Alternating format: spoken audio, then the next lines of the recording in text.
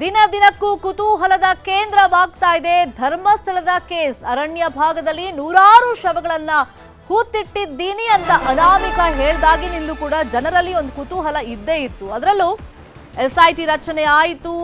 ಆತ ತೋರಿಸಿರುವಂತಹ ಪಾಯಿಂಟ್ಗಳನ್ನ ಗುರುತು ಮಾಡಿ ಅಲ್ಲಿ ಉತ್ಖನನ ಕಾರ್ಯ ನಡೆಸ್ತಾ ಇರುವಾಗ ಸಾರ್ವಜನಿಕ ವಲಯದಲ್ಲಿ ಸಾಕಷ್ಟು ಕುತೂಹಲ ಅಂತೂ ಇದ್ದೇ ಇದೆ. ಅದರಲ್ಲೂ 13ನೇ ಸ್ಪಾಟ್ ಬಗ್ಗೆ ಅನಾಮಿಕ ಪರ್ಟಿಕ್ಯುಲರ್ ಆಗಿ 8ಕ್ಕೂ ಹೆಚ್ಚು ಶವಗಳನ್ನ ಆಗ ನಾನು ಹೂತಿಟ್ಟಿದ್ದೆ ಅಂತ ಹೇಳಿದ್ದ. ಆ ಜಾಗದಲ್ಲಿ ಈಗ ಉತ್ಖನನ ಕಾರ್ಯ ಸ್ವಲ್ಪ ಕಷ್ಟವಾಗ್ತಾ ಇದೆ. ಕಾರಣ ಅಲ್ಲಿ ಸಾಕಷ್ಟು ಲೋಡ್ ಮಣ್ಣನ್ನ ಹಾಕಲಾಗಿತ್ತು. ಹಾಗಾಗಿ ಈಗ ತಂತ್ರಜ್ಞಾನವನ್ನ ಬಳಸಿ GPR ಯಂತ್ರವನ್ನ ಬಳಸಿ ಅಲ್ಲಿ ಉತ್ಖನನ ಕಾರ್ಯವನ್ನ ಮಾಡೋದಕ್ಕೆ ಅಧಿಕಾರಿಗಳು ಮುಂದಾಗಿದ್ದಾರೆ. ಈ ನಿಟ್ಟಿನಲ್ಲಿ ಪರ್ಮಿಷನ್ ಬೇಕಾಗುತ್ತೆ, ಸಾಕಷ್ಟು ಖರ್ಚು ವೆಚ್ಚ ಇರುತ್ತೆ, 15ರಿಂದ 20 ಲಕ್ಷ ಬೇಕಾಗುತ್ತೆ ಅದಕ್ಕೆ ಅಂತೆಲ್ಲ ಚರ್ಚೆಗಳು ಏನಾಗ್ತಾ ಇತ್ತು.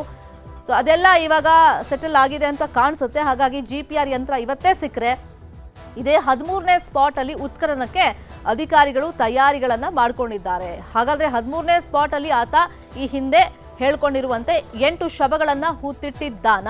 ಇನ್ನು ಅನಾಮಿಕ ಬೇರೆ ಜಾಗ ತೋರಿಸಿದ್ರೆ ಇವತ್ತು ಅಲ್ಲೇ ಶೋಧವನ್ನ ನಡೆಸಲಾಗುತ್ತಾ. ನಿನ್ನೆ ಭಾನುವಾರ ಆಗಿದ್ರಿಂದ ಉತ್ಖನನ ಕಾರ್ಯವನ್ನ ಅಧಿಕಾರಿಗಳು ನಡೆಸಿರಲಿಲ್ಲ, ವಿರಾಮವನ್ನ ಕೊಟ್ಟಿದ್ರು. ಇವತ್ತು 12ನೇ ದಿನದ ಶೋಧ ನಡೆಯುವಂತ ಸಾಧ್ಯತೆ ಇದೆ.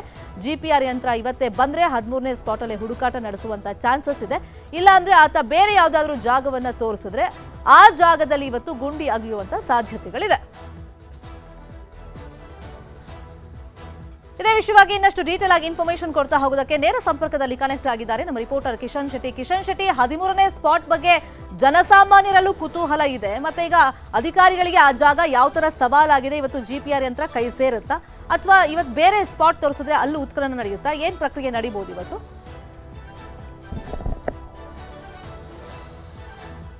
ಶರ್ಮಿತಾ, ಇವತ್ತು ಹೊಸ ಸ್ಪಾಟ್ಗಳನ್ನು ಆತ ಗುರುತು ಮಾಡುವಂತಹ ಸಾಧ್ಯತೆಗಳು ಕೂಡ ಇದೆ. ಯಾಕೆಂದ್ರೆ 13ನೇ ಸ್ಪಾಟ್ ಅದು ಇವತ್ತಿಗೂ ಕೂಡ ಸಂಶಯದ ಗೂಡಾಗಿರುವಂತದ್ದು.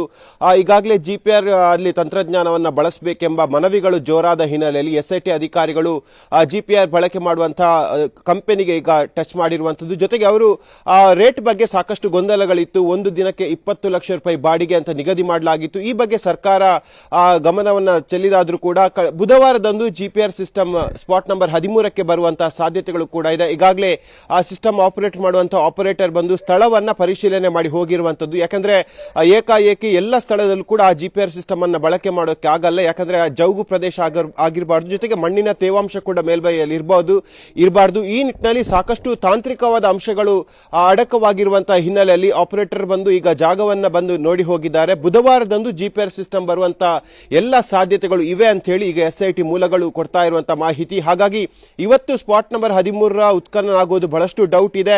ಜೊತೆಗೆ ಹೊಸ ಸ್ಪಾಟ್ಗಳನ್ನು ಆತ ಗುರುತು ಮಾಡುವಂತಹ ಸಾಧ್ಯತೆಗಳು ಕೂಡ ಇದೆ. ಯಾಕಂದ್ರೆ ಕಳೆದ ಶನಿವಾರ ನಾವು ಗಮನಿಸಿದಾಗೆ ಬಾಹುಬಲಿ ಬೆಟ್ಟದಲ್ಲಿ ಒಂದು ಜಾಗವನ್ನ ತೋರಿಸಿದ್ದ, ಅದಕ್ಕೆ ಸ್ಪಾಟ್ ನಂಬರ್ 16 ಅಂತ ಹೆಸರಿಡಲಾಗಿತ್ತು. ಇದೀಗ ಅದೇ ಜಾಗದಲ್ಲಿ ಬೇರೆ ಸ್ಥಳಗಳನ್ನ ತೋರಿಸುವಂತಹ ಸಾಧ್ಯತೆಗಳು ಕೂಡ ಇದೆ. ಅಥವಾ ಧರ್ಮಸ್ಥಳದ ಅರಣ್ಯ ಭಾಗದ ಬೇರೆ ಭಾಗಗಳಲ್ಲಿ ಇವತ್ತು ಹೊಸ ಜಾಗವನ್ನ ತೋರಿಸುವಂತಹ ಸಾಧ್ಯತೆಗಳು ಕೂಡ ಇದೆ. ಇವತ್ತು ಬೆಳಗಿನಲ್ಲೇ ಧರ್ಮಸ್ಥಳ ಭಾಗದಲ್ಲಿ ಮಳೆಯ ವಾತಾವರಣ ಇದೆ. ಹಾಗಾಗಿ ಮಳೆ ಇದೇ ರೀತಿಯಾಗಿ ಮುಂದುವರಿದ್ರೆ ಇವತ್ತು ಸ್ಪಾಟ್ ಪರಿಶೀಲನೆ ನಡೆಯುವುದು ಬಹಳಷ್ಟು ಅನುಮಾನ ಅಂತ ಕಾಣ್ತಾ ಇದೆ. ಆದ್ರೆ ಮಳೆ ಬಿಡುವು ಕೊಟ್ಟಂತಹ ಸಂದರ್ಭದಲ್ಲಿ ಮತ್ತೆ ಹೊಸ ಜಾಗಗಳ ಪರಿಶೀಲನೆ, ಅಲ್ಲಿ ಉತ್ಖನನ ಆಗುವಂತಹ ಸಾಧ್ಯತೆಗಳು ಈಗ ಸದ್ಯಕ್ಕೆ ಕಾಣ್ತಾ ಇರುವಂತದ್ದು.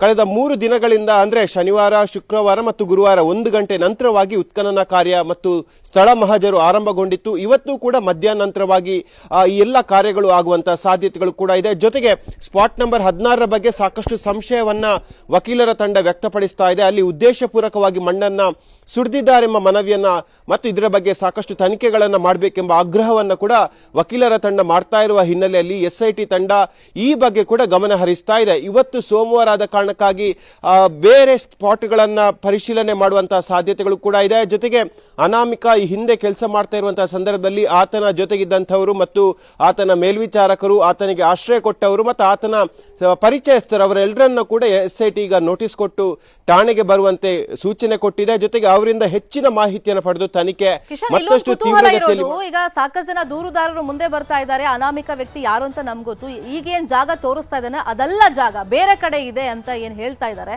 ಸೊ ಅವ್ರನ್ನ ಈ ಕಾರ್ಯಾಚರಣೆಯಲ್ಲಿ ಇನ್ವಾಲ್ವ್ ಮಾಡ್ಕೊಳ್ಳೋ ಬಗ್ಗೆ, ಅವ್ರನ್ನ ಕರೆಸಿ ಸ್ಪಾಟ್ಗಳನ್ನ ತೋರಿಸೋ ಪ್ರಕ್ರಿಯೆ ಯಾವಾಗ ಆಗ್ಬೋದು, ಆ ಪ್ರಕ್ರಿಯೆ ಏನಾದ್ರೂ ಆಗ್ತಿದೆಯಾ?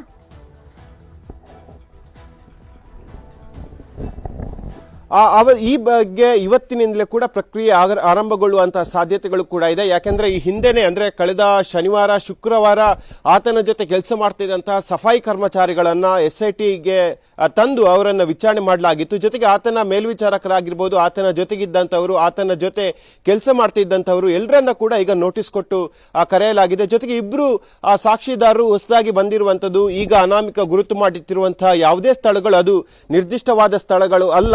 ನಾವು ಅವರ ಜೊತೆ ಆ ಸಂದರ್ಭದಲ್ಲಿ ಅವನ ಜೊತೆ ಕೆಲಸವನ್ನ ಮಾಡಿದ್ವಿ, ಹಾಗಾಗಿ ಎಕ್ಸಾಕ್ಟ್ ಆಗಿ ಆ ಸ್ಥಳಗಳು ಯಾವುದು ಅಂತ ನಮ್ಗೆ ಗೊತ್ತು. ನಮ್ಮನ್ನ ಕೂಡ ಈ ತನಿಖೆಗೆ ಒಳಪಡಿಸಬೇಕು ಮತ್ತು ಆ ಸ್ಥಳ ಮಹಜರ್ನ ಸಂದರ್ಭದಲ್ಲಿ ನಮ್ಮನ್ನ ಕೂಡ ಕರ್ಕೊಂಡು ಹೋಗ್ಬೇಕೆಂಬ ಮನವಿಯನ್ನ ಇಬ್ರು ಮಾಡಿದ್ರು. ಈಗ ಅವರ ಮನವಿಗೆ ಕೂಡ SIT ಪೂರಕವಾಗಿ ಸ್ಪಂದನೆ ಕೊಟ್ಟಿದೆ. ಇವತ್ತು ಅವರನ್ನ ಕೂಡ ತನಿಖೆಯ ವ್ಯಾಪ್ತಿಗೆ ಒಳಪಡಿಸುವಂತಹ ಸಾಧ್ಯತೆಗಳು ಕೂಡ ಇದೆ. ಹೊಸ ಜಾಗವನ್ನ ತೋರಿಸುವಂತಹ ಸಂದರ್ಭದಲ್ಲಿ ಅವರನ್ನ ಕೂಡ ಕರ್ಕೊಂಡು ಹೋಗುವ ಸಾಧ್ಯತೆಗಳು ಈಗ ಬಹಳಷ್ಟು ದಟ್ಟವಾಗಿ ಕಾಡ್ತಾ ಇದೆ. ಜೊತೆಗೆ 16 ಸ್ಪಾಟ್ಗಳ ಪೈಕಿ ಎಲ್ಲ ಸ್ಪಾಟ್ಗಳಲ್ಲಿ ಕಳೆ ಬರದ ಅಂಶಗಳು ಸಿಕ್ಕಿಲ್ಲ, 6ನೇ ಸ್ಪಾಟ್ ಅನ್ನು ಹೊರತುಪಡಿಸಿ. ಈ ನಿಟ್ಟಿನಲ್ಲಿ ಆತನಿಗೆ ಹಲವು ಜಾಗದಲ್ಲಿ ಸಂಶಯಗಳು ಕೂಡ ಇದೆ ಮತ್ತು ಗೊಂದಲಗಳು ಕೂಡ ಇದೆ. ಈ ಜಾಗ ಹೌದಾ ಅಲ್ವಾ ಅಂತ ಹೇಳಿ, ಯಾಕಂದ್ರೆ ಭೌಗೋಳಿಕ ವಿನ್ಯಾಸಗಳು ಸಾಕಷ್ಟು ಬದಲಾವಣೆ ಆಗಿದೆ, ಸಾಕಷ್ಟು ಆ ಪ್ರದೇಶಗಳು ಅಭಿವೃದ್ಧಿಗೊಂಡಿದೆ. ಈ ನಿಟ್ಟಿನಲ್ಲಿ ಕಳೆದ 15-25 ವರ್ಷಗಳ ಹಿಂದೆ ಮಾಡಿದ್ದಾನೆ ಎನ್ನಲಾದಂತಹ ಪ್ರಕರಣ ಇದಾಗಿರೋ ಕಾರಣಕ್ಕಾಗಿ ಆತನಿಗೂ ಕೂಡ ಆತ ಗುರುತಿಸುವಂತಹ ಜಾಗದಲ್ಲಿ ಸಂಶಯ ಇದೆ. ಹಾಗಾಗಿ ಹೊಸದಾಗಿ ಬಂದಂತಹ ಇಬ್ಬರು ಸಾಕ್ಷಿದಾರರನ್ನ ಪರಿಗಣನೆಗೆ ತೆಗೆದುಕೊಳ್ಳುವಂತಹ ಸಾಧ್ಯತೆಗಳು ಸದ್ಯಕ್ಕೆ ಅಧಿಕವಾಗಿ ಕಾಣ್ತಾ ಇದೆ. ಶರ್ಮಿತಾ.